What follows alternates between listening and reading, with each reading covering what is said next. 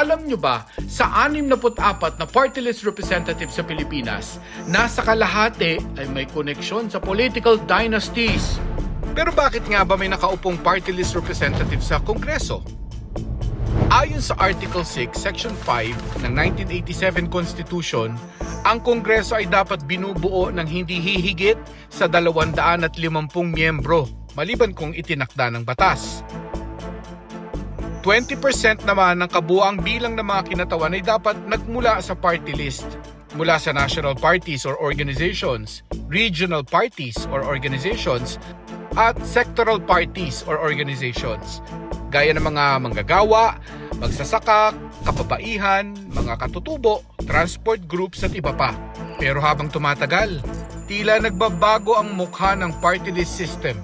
Base sa pag-aaral ng GMA News Research, hindi bababa sa 30 incumbent party list representatives ay may kamag-anak na kasalukuyang may hawak na elective positions.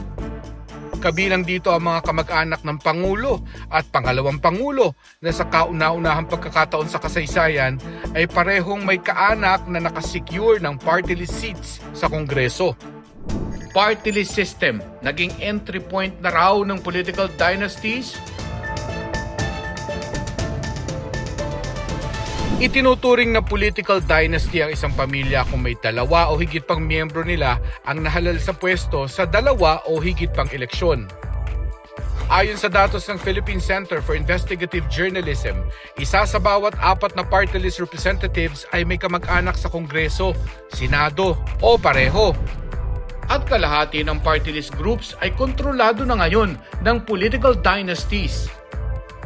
While families in politics is nothing new, not only in the Philippines but in other countries, nakakabahala dahil kung 80% ng lahat ng nasa politika, lahat ng nahalal sa national at local level ay miyembro ng angkan ng political dynasty, matatawag pa ba nating demokrasya ito? Diba? Hindi. Ayon kay Dr. Julio Tihanki, Professor of Political Science and International Studies ng De La Salle University, nagkaroon umano ng kalituhan sa definisyon, implementasyon at interpretasyon ng party list system. Dahilan para mas maging bukas ito sa pagpasok ng political dynasties. The first is the definition. There was a confusion in defining whether the party list is sectoral or proportional representation. The second one is implementation because our version of the party list, dahil nga palpak yung implementation, palpak yung batas, palpak yung pagpapatupad ng batas. The third is interpretation, given the various and several interpretations by the Supreme Court, no less, with regard to integration of votes, counting of votes, no, and with regard to who can represent sectors or who can represent party list organizations. Sa ilang kaso, nagiging tuntungan umano ang party list system bago tumakbo sa mas mataas na posisyon ang mga kamag-anak ng mga politiko. You just need to look at the names, no, the roster of Congress, no, since the 11th Congress. Ngayon, dahil nga may cap siya na 3 seats, no, ang ginawa ng iba, dahil malaki yung boto nila, dahil malakas sila, no, hinati nila ngayon yung organization nila into sectoral groups para makakuha sila as many seats as possible under different sectors. Later on, nung bago na yung mga interpretation at pag-implement, nag-open yan ng floodgates para makapasok at na-realize na ng mga dynasties, uy, teka, pwede natin pasukin to, no? And nung nagka-interest na yung mga dynasties and contractors at mga celebrities, sila na yung pumasok. Yung mga civil society organization na nung una ay nananalo, natatalo na at nagdi-disappear na sa party list. Dagdag pa ni Tihanki, imbis na kumatawan sa mga party o marginalized sector, nagiging training ground din ito para sa next generation ng political clans. Dynastic domination of party list organization, no, it weakens the very party system, no? Because instead of building a truly mass-based, principled political party that is inclusive and representative of all sectors or different sectors in society, it becomes another family heirloom, pagmamay-ari ng pamilya. Ayon sa report ng PCIJ, nagiging family affair na ang paggawa ng batas sa mga bills kasi na inihahain ng ilang mga party list representative, co-author nila ang mga kamag-anak nila sa Kamara. Ang resulta niyan is a breakdown of accountability, weakening of checks and balances, and breaking the wall of the separation of powers. It's not a question of good or bad families. It's a question of good or bad system. And if you have a system in which practically 80% of all national and locally elected officials are from political dynasties, then it's a bad system because that's no longer a democracy. That is an elite. Pero ang pagdami ng party list representatives mula sa political dynasties, hindi raw bago. Katunayan, bago pa man ang 20th Congress, unti-unti na itong pinapasok ng political dynasties.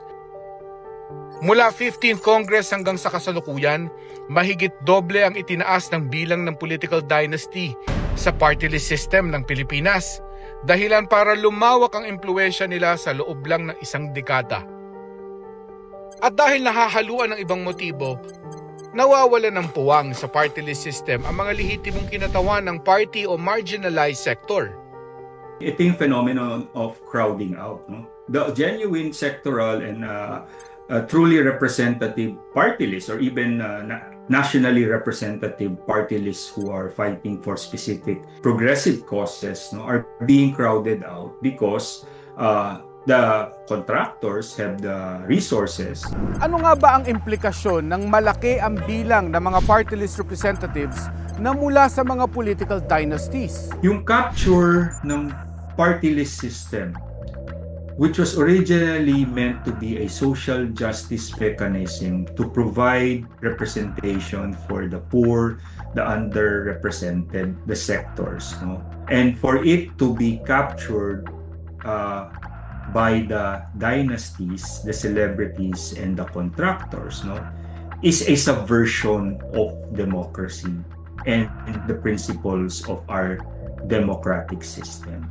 Kung talamak na ang political dynasty sa bansa, may batas ba na nagre-regulate dito? Sa kasalukuyan, wala pa rin komprehensibong anti-political dynasty law sa Pilipinas.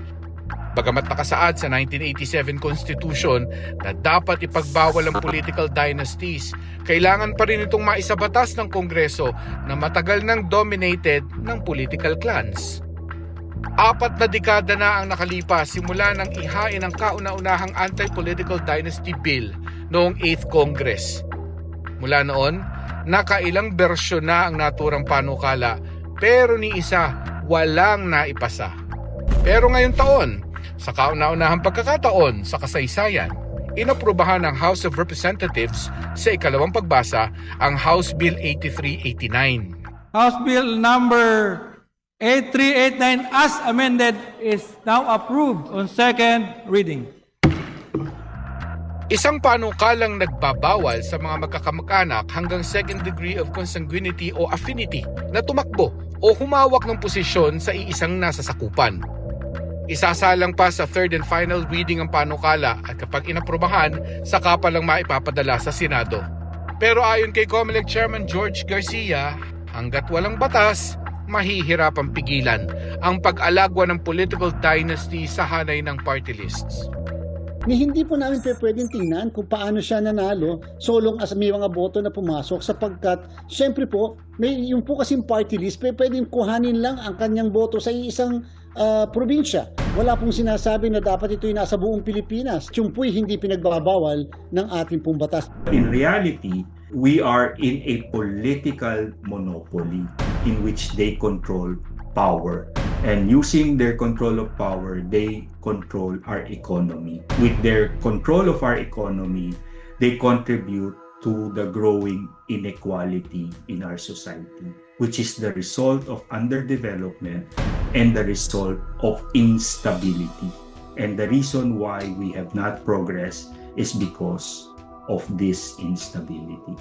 So, if we want to develop as a country, if we want to build our nation, let us truly invest on the people and not on dynasties, and let us deepen and consolidate our democratic way of life by regulating dynasties. Pagdating sa paglilingkod sa bayan, dapat mabigyan ng lahat ng Pilipino ng equal opportunity.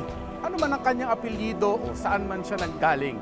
Ako si Mark Salazar para sa GMA News.